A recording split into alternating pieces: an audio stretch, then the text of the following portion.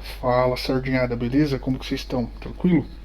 Fazendo mais um vídeo pro canal. No vídeo de hoje a gente vai falar um pouquinho do VISC11, um fundo de shoppings aí da gestora Vinci. Lembrando que não é recomendação de compra nem de venda, eu não sou analista para fazer recomendação.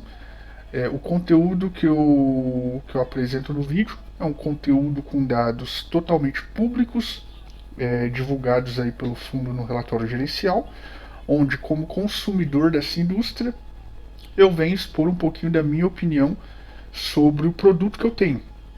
Não é nenhuma análise aprofundada e nenhuma recomendação de nada, ok? Cada um é responsável pelo que faz. Intuito exclusivamente educacional.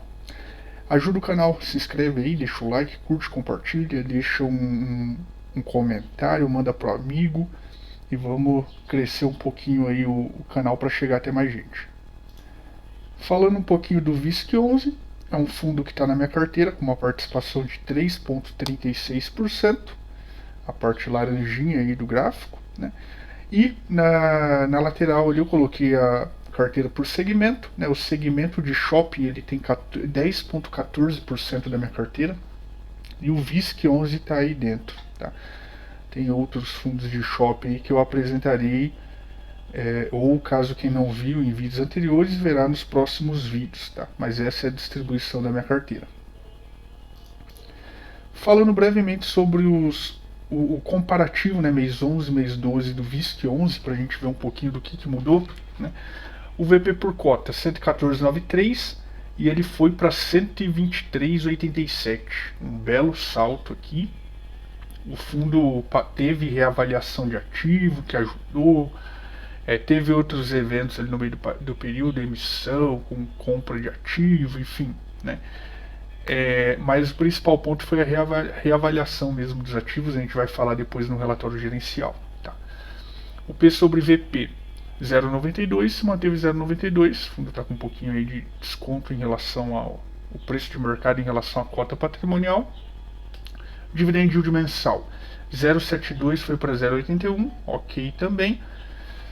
Caixa 1,80 foi para 1,68, que é um caixa que, para quem me conhece, é relativamente baixo, né? Eu considero de 2 a 5 como ok, de 2 a 3 como ideal, né? Aqui 1,68 está um pouquinho abaixo dos dois, então eu deixo ali para um acompanhamento, ainda mais por ser um ativo que tem alavancagem, né?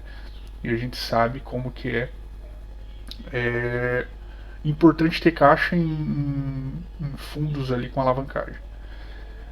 Cotistas 233 para 235 mil, né? Aumentou um pouquinho aí no período. Resultado mensal pulou de 12.600 para 17.400 milhões, ok também. Despesas totais de 12,68 para 12,66. Aqui eu coloquei uma atenção porque o resultado do período deu um avanço bom, né? Isso significa que as receitas do fundo tiveram um avanço bom no período, né? E para o percentual de despesas ficar basicamente no mesmo tanto, significa que também levou despesa. Então a gente segue acompanhando aí para ver para onde que vai essas despesas do fundo. Alavancagem 28,82, 28,87 se manteve. Um valor que eu considero alto, também é importante, que acima de 20 já fica um monitoramento um pouquinho maior, né? Concentração, ele está bem diversificado, a gente vai ver no relatório ali, inclusive com essa aquisição do Campinas Shopping, diversificou ainda mais, né? A vacância do fundo de 6,10 caiu para 5,70, realmente uma vacância excelente. E FIIs com VISC no portfólio 17, em ambos os meses, né? Não teve alteração. Então, basicamente, pessoal, o que deixa de preocupação nesse fundo é o caixa e a alavancagem, né? São os dois pontos que me preocupam um pouquinho. A despesa aqui, ela também tem impacto de alavancagem, né? Mas assim, o principal ponto é a alavancagem e caixa. A gente não tem um problema com relação a isso, porque se acontece algo em relação a isso, o fundo com caixa baixo, aí tem uma parcela de alavancagem para pagar, não tem caixa suficiente, o fundo vai fazer o quê, né? Ou vai fazer mais dívida, ou vai vender ativo ali no desespero, ou vai emitir abaixo do valor patrimonial, enfim, né? Nenhuma das condições é saudável. Então vamos acompanhando esses itens aí. Fora esses itens de atenção, né, vamos falar um pouquinho do relatório gerencial desse fundo. Falando então relatório gerencial do VISC, dezembro de 2022, valor patrimonial da cota que 123,87, a base de cotistas que eu apresentei ali, valor de mercado hoje 105, então está bem abaixo do patrimonial atual, né? A taxa do fundo 1,05, aqui passou já de 2 bi, né, de patrimônio. A distribuição de rendimento, aqui o fundo coloca alguns destaques, né? A distribuição de rendimento 0,85, o fundo distribuiu 0,85 no mês e gerou 94. Após a distribuição, o fundo ainda conta com 48 de resultado acumulado, né? Que poderá ser usado em distribuição futura. Bem legal ter reserva aí. Volume de transacionado. No mês de dezembro, a aquisição do Campinas Shopping é um cap rate de 9,5% e venda do Minas Shopping é um cap de 6,8%. Reforça um dos principais pilares do fundo, a gestão ativa, né? É isso que a gente quer, né? Vamos ver se o cap aqui do Campinas Shopping se comprova, né? 9,5%, para concretizar aí realmente um bom giro de ativos do fundo e realmente a gestão ativa gerando resultado. Reavaliação dos ativos do fundo. Aqui é um ponto bem legal, né? Os ativos foram reavaliados, gerando um resultado aqui de 7,39 no valor patrimonial da cota. Então, para quem é cotista, né, a gente vê a cota do nosso fundo aí valorizando 7,39, o valor patrimonial dela. Bem bacana. 28/12 é a data de referência. Comentário do gestor aqui, a parte macroeconômica fala muito de política e coisa do tipo, e eu não vou passar por isso. Atualizações sobre o desempenho do fundo, né? Em dezembro a distribuição foi 85, enquanto o resultado é 84. E o fundo tem 48 de reserva. Isso aqui já foi até falado ali em cima. Os indicadores operacionais dos shoppings em novembro continuaram apresentando a tendência de crescimento observada ao longo de 2022. Então aqui o fundo reforça que o crescimento ainda está acontecendo, né? Em novembro também aconteceu. Vamos ver dezembro aí, que é um mês de bastante movimento no comércio, né? Como que foi os números no relatório que vem. Aqui ele dá as vendas totais apresentaram um aumento de 19,5 quando comparado a 2021, né? E 3,5 quando comparado a 2019. O NOI caixa é 16,7 quando comparado com 2021, em relação a 2019, 33% de aumento, né? Crescimento bem expressivo aí do NOI caixa. Vamos ver que conclusão. Aqui ele fala alguns eventos que aconteceram aí, tiveram também uma passagem no período, né? Que é a conclusão do Campinas Shopping, 55% desse shopping, né? O restante do shopping quem comprou foi o MAL 11 e o XP ML11, e o VISC aqui comprou a parte de controle, né, para tomar o controle ali do shopping. O cap rate aqui esperado é 9,5 para os próximos 12 meses. Com a aquisição, o fundo passa a ter 20 shoppings em seu portfólio. Então, realmente bem diversificado aqui o portfólio do VISC. Tá?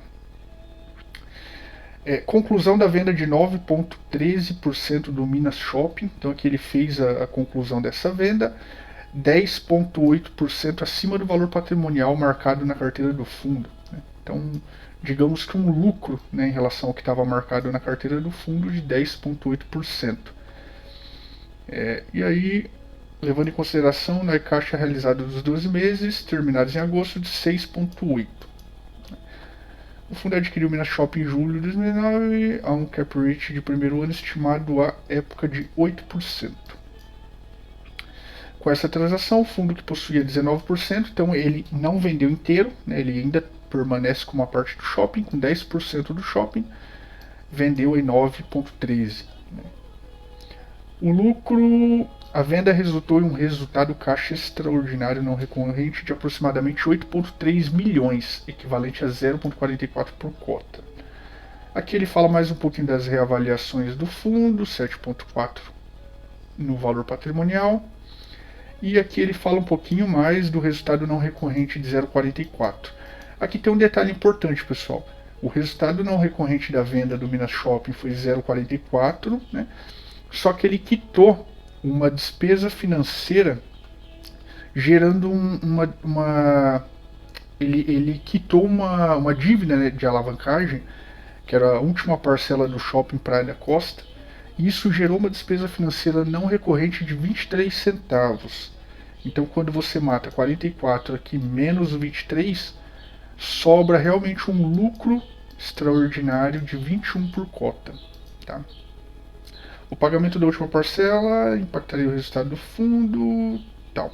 Então aqui ele diz que iria impactar o resultado do fundo esse ano e não vai mais porque agora ele quitou essa parcela.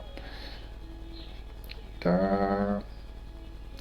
Aqui ele só cita que um reforço, né, da boa gestão de liquidez, que ele fala que está quitando dívidas e diminuindo o passivo e tal. Né? Aquela conversa de sempre. O resultado do fundo foi 17 milhões, equivalente a 94 por cota.